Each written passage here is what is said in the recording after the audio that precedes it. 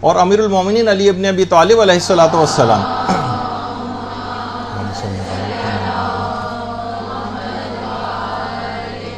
جب بھی بیت المال تقسیم کر کے خالی کرتے تھے تو 2 رکعت نماز پڑھتے تھے اور کہتے تھے اے زمین گواہ رہنا، 2 رکعت نماز پڑھنے کے بعد اے زمین گواہ رہنا کہ میں نے حق و انصاف سے ہی اس تجھے بھرا تھا، یعنی بیت المال کی زمین کو، اور میں نے حق و انصاف کے ساتھ ہی تجھ کو خالی کیا. لیکن اس طرح نہیں کہ فقط یہ پہلے 2 رکعت نماز اور اس کے بعد یہ جملہ کہتے تھے. اور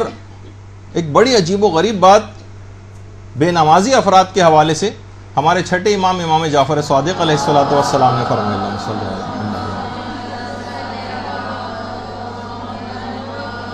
کہ جو افراد نماز نہیں پڑھتے وہ نماز گزاروں کے وجود کی برکت سے زندہ ہیں اور رزق پاتے ہیں. یہ مت سوچیں یہ لوگ کہ یہ انہوں نے نماز کو اگر قضا کیا ہوا ہے اور یہ جو نماز چھوڑ کے انہوں نے بڑے بزنس حاصل کر لیا ہے اور نماز چھوڑ کے یہ بڑے جو ہے ترقی کے منازل طے کر رہے ہیں اور خوب پیسہ کما رہے ہیں. نہیں، یہ اگر کما بھی رہے ہیں، کچھ حاصل بھی ہو رہا ہے، رزق اور زندگی بھی اگر یہ پا رہے ہیں تو نماز گزاروں کی وجہ سے. تو آپ نے دیکھا کہ کتنی اہم، اس کو معمولی چیز نہیں ہے. اور یہاں تک چھٹے امام نے یہ جملہ بھی ارشاد فرمایا کہ اگر تمام شیعہ خدا نہ خواستہ نماز کو ترک کرنے میں متحد ہو جائیں اور سب کے سب تارک الصلاۃ ہو جائیں تو سب لوگ ہلاک ہو جائیں گے. یعنی مومنین جو ہمارے نماز پڑھ رہے ہیں اگر یہ اتحاد کر لیں خدا نہ خواستہ تو سارے لوگ ہلاک ہو جائیں گے، پوری دنیا ہلاک ہو جائے گی.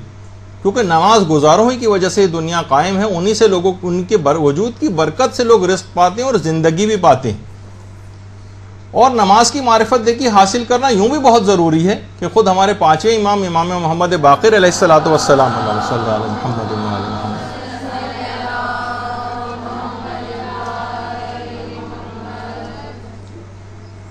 کہ جو شخص بھی نماز اور اس کے آداب اور اس کی شرائط اور اس کے راز و حقیقت کی معرفت نہیں رکھتا وہ ہماری حقانیت کا انکار کرتا ہے. دیکھیے کتنی بڑی بات امام نے کہی. بہار الانوار کی جلد نمبر 82 امام فرماتے ہیں کہ جو شخص بھی نماز اور اس کے آداب و شرائط کی معرفت نہ رکھے اور نماز کی حقیقت کی معرفت حاصل نہ کرے وہ گویا ہماری حقانیت کا سے انکار کر دیتا ہے. یہاں پر ان افراد کو بھی بہت تنبیہ ہے کہ وہ ماتمی حضرات، ویسے تو ہر شیعہ ماتمی ہوتا ہے لیکن میں اس ماتمی کا تذکرہ کر رہا ہوں کہ جو کہ نماز کو اپنے اوپر سے ساقط سمجھتا ہے. کہتے ہیں مجھے کیا ضرورت ہے نماز وغیرہ پڑھنے کی، بس میرے لیے ماتم کافی. وہ خود بتائیے کہ ان کا یہ دعویٰ کہاں پر جائے گا، ان کے اس دعوے کی کیا حقیقت ہے اہل بیت کی محبت یا معرفت کی، کہ امام تو خود کہہ رہے ہیں کہ نماز کی معرفت نہ رکھنا خود ہماری حقانیت کا انکار کرنا ہے. نماز کی معرفت نہ رکھنا خود ہماری حقانیت کا انکار ہے، یعنی امامت کا انکار کرنے کے مترادف یہ بات ہے. یہی وجہ ہے کہ شیخ جعفر شستری ہمارے کتنے بڑے عالم گزرے ہیں جن کی خصائص الحسینیہ کے نام سے اردو ترجمہ بھی ہوئی ہے کتاب خصائص الحسینیہ. شیخ جعفر شستری، یہ جو حدیث ملتی ہے نا آپ کو، کتنی زیادہ ایسے افراد کی مذمت آئی ہے جو نماز کو سبک سمجھتے ہیں،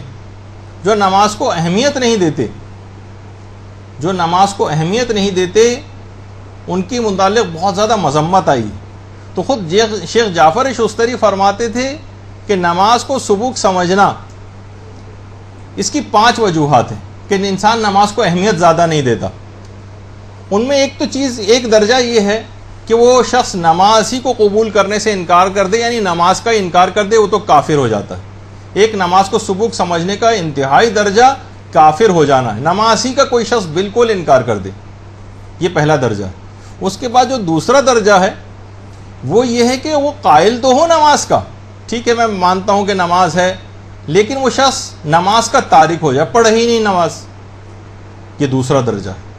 اس کو بھی کہا جائے گا اس نے نماز کو سبک اور حقیر سمجھا.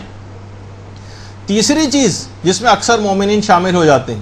جو نہ تو مسائل نماز سے آگاہ ہوتے ہیں اور نہ ہی کوئی جاننے کی خواہش رکھتے ہیں، بس غلط سل جیسے بھی انہوں نے نماز سیکھ رکھی ہے اپنے تئیں دیکھ دیکھ کے بس ویسے ہی ان کو کچھ بتایا بھی جائے تو فوراً انکار کر دیتے ہیں. تھوڑے سے آپ نماز کے مسائل بتائیں، کہتے ہیں کس چکر میں ہم کو ڈال دیا. وہ تمام افراد کہ جو نہ مسائل نماز سے آگاہ ہیں اور نہ ہی جاننے کی خواہش رکھتے ہیں، فرماتے ہیں کہ یہ تیسرا درجے کے اندر وہ بھی نماز کو سبک اور حقیر سمجھ رہے ہیں، حدیث کے مصداق میں وہ بھی شامل. اور چوتھی چیز کہ وہ شخص کہ جو کہ نمازوں کو قضا کر کے پڑھتا ہو،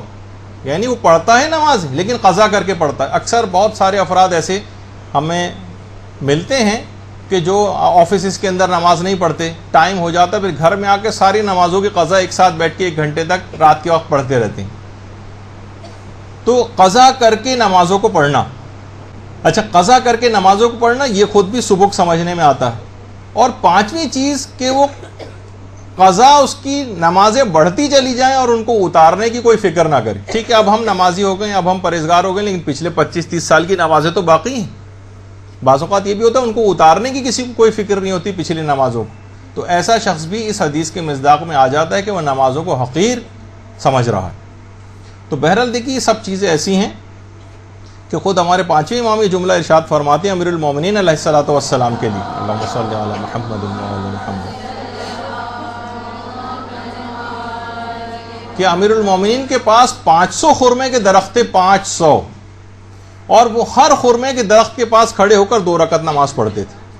یہ کتنی ایسی دیکھیے چیزیں ہمارے پاس، اللہ کی نعمتیں ہم کو حاصل ہوتی ہیں، اللہ کی نعمتیں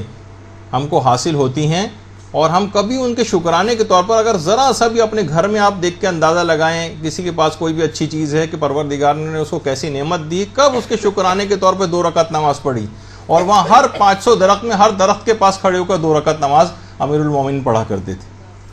اور یہی وجہ ہے کہ رہبر معظم آیت اللہ خامنئی یہ جملہ ارشاد فرماتے ہیں کہ اگر ہر ملک اور ہر شہر کی جو برجستہ شخصیات ہیں کسی بھی علاقے کی، وہ اگر نماز کے سلسلے میں پیش قدمی کرتے ہوئے نظر آئیں تو تمام کے تمام لوگ نماز گزار بن جائیں. تمام لوگ، یعنی ان کو دیکھ کر، یعنی جو انجینئرس ہوں، ڈاکٹرس ہوں، بڑے پی ایچ ڈیز ہوں، پڑھے لکھے افراد ہوں، بڑے عہدوں کے اوپر فائز ہوں، حکومتی اعلیٰ عہدوں کے اوپر فائز ہوں، کسی آرگنائزیشن کا کوئی ہیڈ ہو، جو وہ اگر نماز پڑھ رہا ہوگا تو اس کی دیکھا دیکھی جو نیچے والے ہیں وہ سب کے سب نماز گزار بن جائیں گے. تو ہر علاقے کی جو برجستہ اس طرح کی شخصیات ہوتی ہیں ان کو چاہیے. خود رہبر معظم جب صدر ہوا کرتے تھے ایران کے، اس وقت بھی نماز کی کس حد تک ہر وقت باوضو رہنا، نماز پڑھنا بھی اور نماز کو پڑھانا بھی. تو خود بخود پورا ایران اس انداز سے اپنے رہبر کو دیکھتے ہوئے، وہاں کے علماء کی سیرت کو دیکھتے ہوئے کتنی بڑی تعداد میں لوگ خود بخود نمازی بنتے چلے گئے. امام خمینی علیہ الرحمہ وہ بھی ہر جگہ نماز، ہر جگہ نماز کا خیال، ہر وقت نماز سے مدد. ادھر نماز کا وقت آ جائے پھر نہ کوئی میٹنگ ہوگی، نہ کوئی ڈسکشن ہوگا، بڑی سے بڑی اہم چیز کے اوپر بات چیت ہو رہی ہے وہ موقوف کر دیتے تھے. کوئی پریس کانفرنس ہوتی تھی موقوف کر دیتے اور پہلے نماز. تو ہر شخص جو بھی دیکھ رہا ہے ان تمام چیزوں کا اثر قبول کرتا ہے. اسی طریقے سے خود ایران کے صدر اگر جہاز میں بھی ہیں تو پورا جہاز کا عملہ، پورا ساتھ میں افراد، وہ بھی جہاز میں سب ساتھ ہی نماز جماعت بھی قائم ہو رہی ہے، نماز بھی ہر جگہ جو ہے وہ پڑھتے نظر آ رہے ہیں. خود ایران کے جو سب سے پہلے صدر تھے جو بعد میں ایک بم دھماکے میں شہید بھی ہو گئے تھے، شہید رجائی، جو الٹے ہاتھ سے پہلی صف میں دوسرے نمبر پہ جو کھڑے ہوئے ہیں وہ شہید رجائی. تو وہ بھی انہوں نے تو اپنی زندگی کا ایک وہ بنایا ہوا تھا، باقاعدہ نظر کر رکھی تھی، قسم کھائی ہوئی تھی، عہد کیا ہوا تھا کہ اگر کسی بھی وقت کھانا اگر آ گیا اور نماز کا وقت ہو گیا اور میں نے نماز کو پڑھنے سے پہلے کھانا کھا لیا تو میں اگلے دن روزہ رکھوں گا.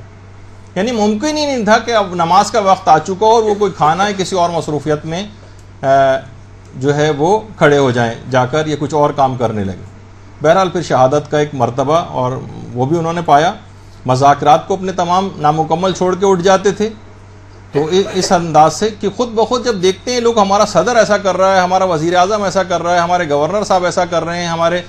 پرنسپل صاحب ایسا کر رہے ہیں، سب اگر نماز کے اول اوقات کی اس انداز سے رعایت کرتے دیکھیں گے لوگ تو نیچے کے افراد خود بخود نماز کے پابند ہو جائیں گے. برحمتك يا أرحم الراحمين وصلى الله على محمد وآله